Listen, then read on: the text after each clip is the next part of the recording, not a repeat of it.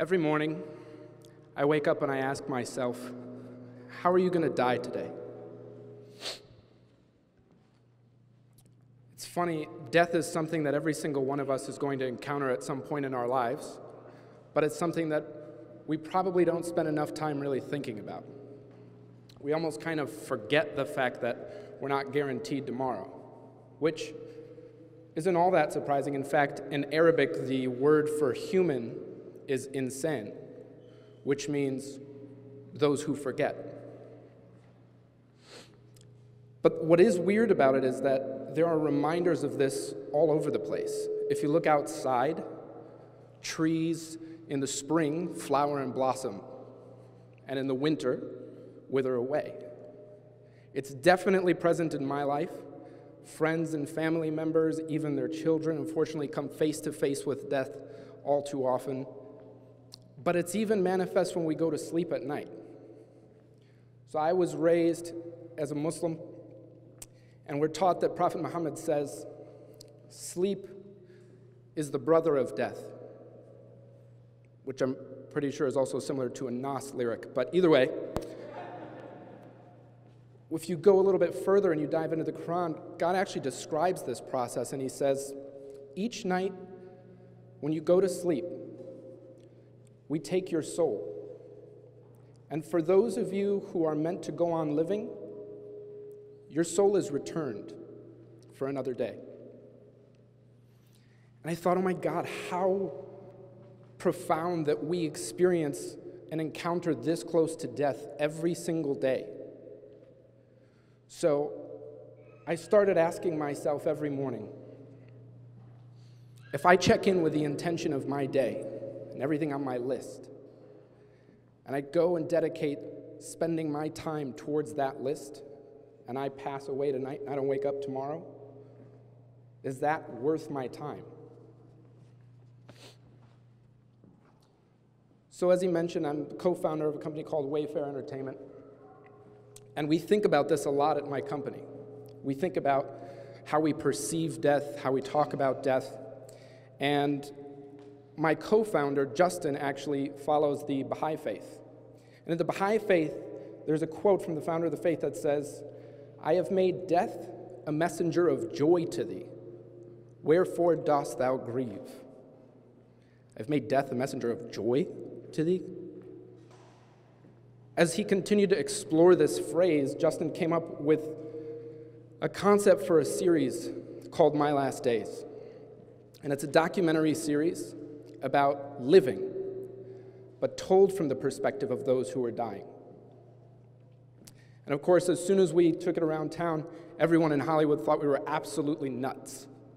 That's an absolutely depressing show. Nobody's going to want to sit and talk about death. I'm sure the title probably didn't help. But the reality is, we looked at them and said, hey, there's something really inspirational and uplifting here. You're just not paying attention to it. And as we started telling these stories, over 20 million people began to agree with us because they started watching them and sharing them themselves.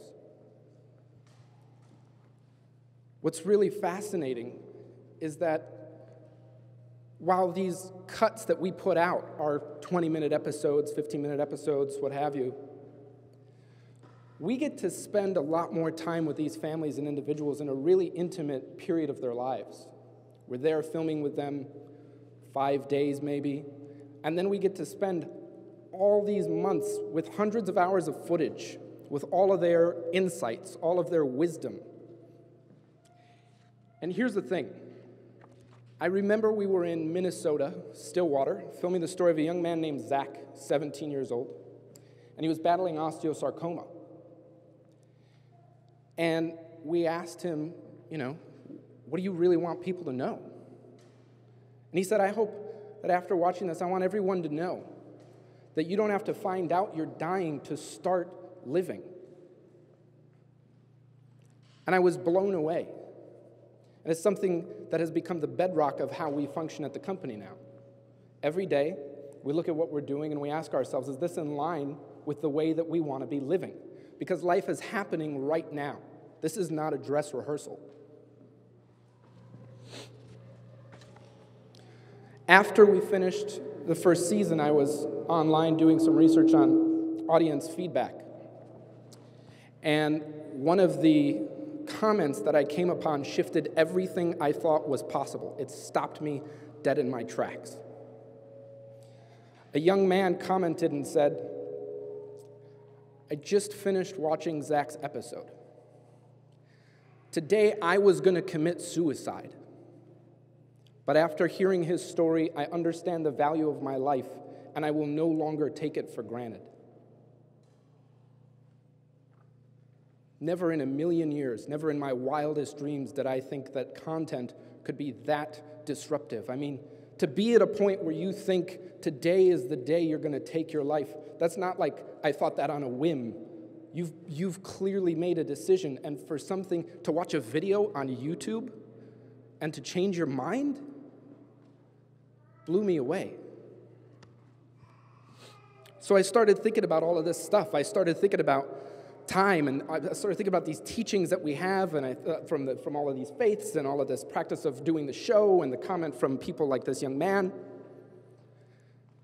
And this question came into my head, which was,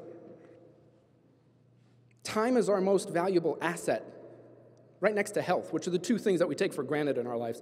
And I used to hear it all the time, and I'd be like, well, that's like some heady proverb that, who knows what it means. But the more and more I studied it, the more and more real it became. So I started thinking about, okay, valuable asset. What's something we give value to? Gold and silver. All right. So gold is more valuable than silver. Why? Because it's more rare. Well, what is rare?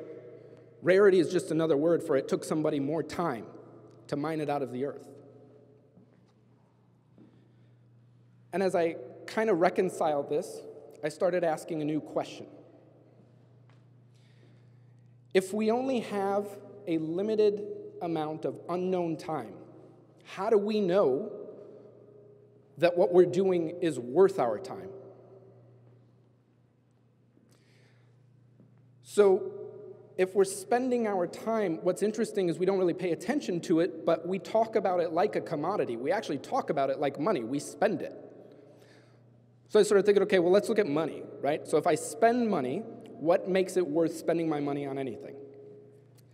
So I spend money, I get a benefit back, and whatever that benefit is, hopefully, is equivalent to or even worth more than what I paid for it, worth more than the cost. So if we apply this to time and look at the same concept, it starts to become a little bit clearer that whatever it is we're giving our time to should be bringing a benefit. But here's the thing about that. In order to understand whether or not that's actually happening, we have to start by knowing ourselves.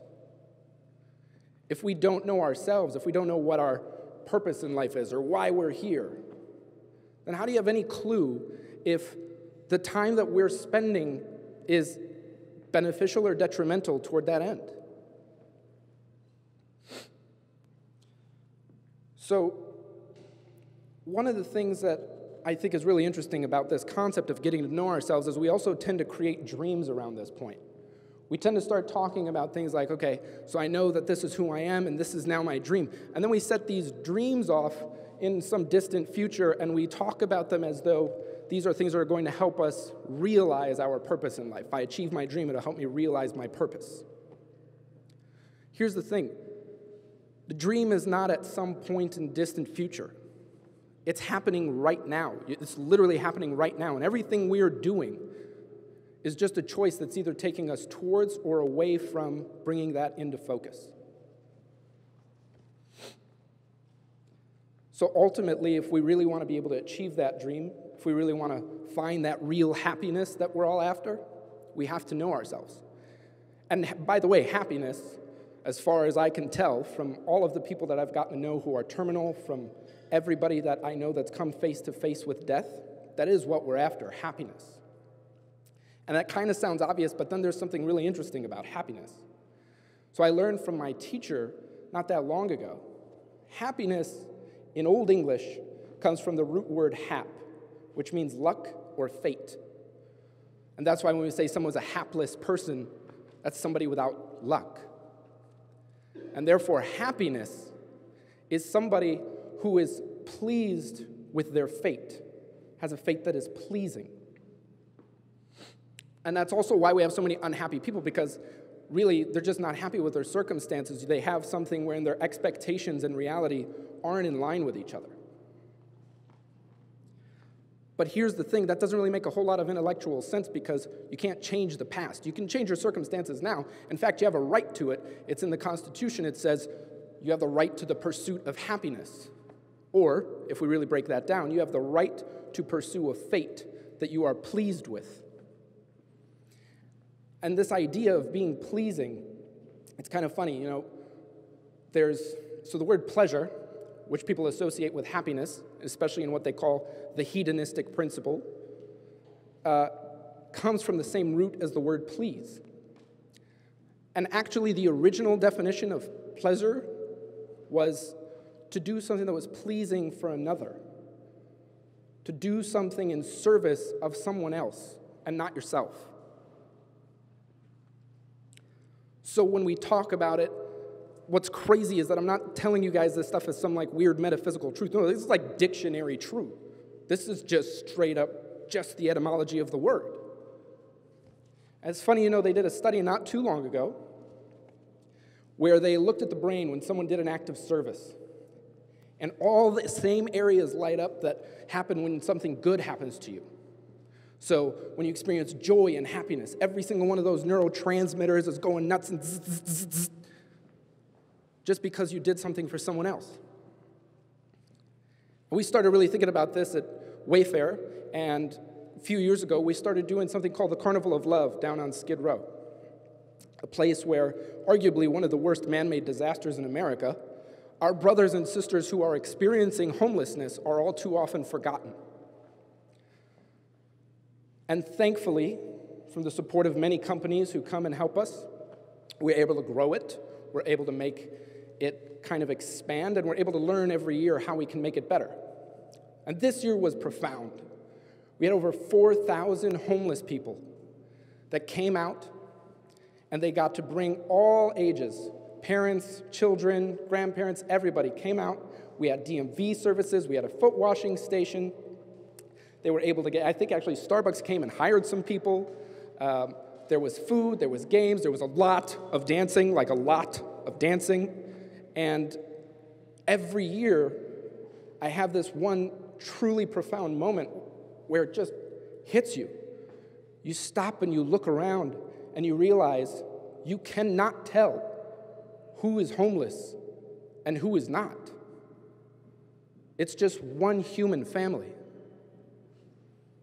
But this year was a little bit different because the profound moment I had while I experienced that, the real profundity of the day happened before we ever opened the doors. Before this carnival ever started, we had reached max capacity with volunteers. And immediately it rang so true, this study.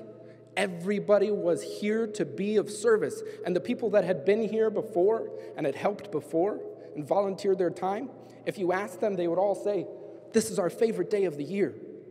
We love this day." And all those neurotransmitters were just firing off with joy.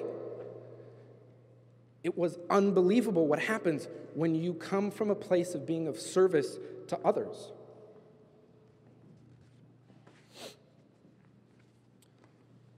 So, when I wake up in the morning, I ask myself, how am I going to die today? I go through my list, and I check in. What's my intention for today? When I lay down tonight, knowing that I may not wake up tomorrow, if I spend all my time today working on that list, will that have been worth my time? Will I have spent it in the service of others? If my soul is taken from my body and doesn't come back tomorrow, am I good? Thankfully, right now, my answer is yes, because I get to spend my days creating content with the intention of being of service to other people. And I'm very grateful that I get to follow that up by putting things into action like the Skid Row Carnival of Love, where we get to take what we talk about on the screen and put it into manifest, in person. But there's something I really want to hit on here, which is intention. Because it's not about conquering this and doing it right every time. We are human, We are not going to get it right every time. It's okay. Have the mercy for yourself. Forgive yourself. If you don't get it right today, wake up tomorrow and try again.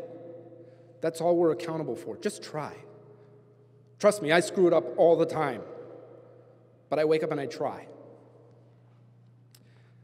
So I want to invite all of you to wake up in the morning and ask yourself, how am I going to die today?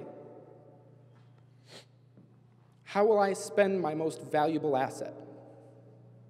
And hopefully with that, you can start living your dreams in reality. Thank you.